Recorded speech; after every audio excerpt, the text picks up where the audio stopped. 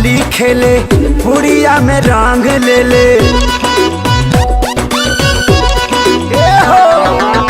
आवतानी होली खेले पुड़िया में रंग ले ले। ठीक से लगावे दी हो करी हो चली माना ए माना। जितना मन करेगा लगाना जीजा जी साबुन लेते आना।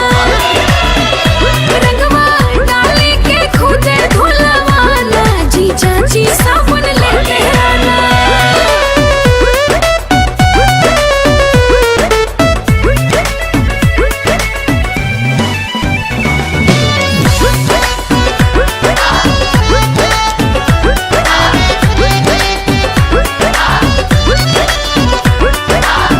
व्हाट्सएप पर देखनी जब से फोटो तहिए से मन बिगाड़ गइल बा।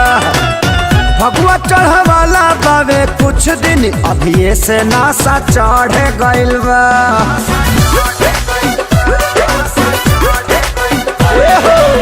व्हाट्सएप पर देखनी जब से फोटो तहिए से मन बिगाड़ गइल बा।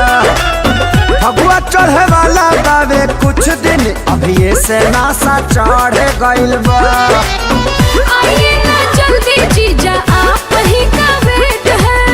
दीदी के शादी में हम दोनों का भेंट है। पहिले रहलू बच्ची अब तो हो गइलू जनाना जनाना।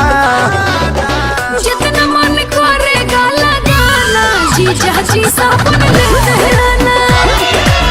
रंगवा डाली के खुद धुलवाना जीजा जी साबुन लेते आना।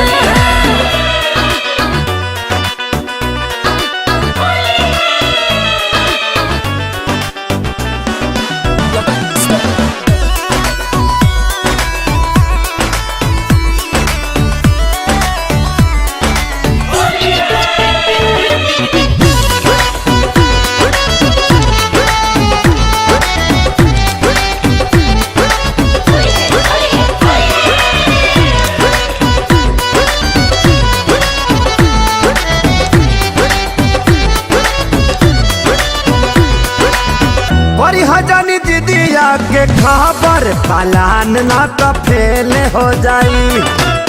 रखी है प्रियंका तनी सबर हमनी के आसो मेल हो जाई।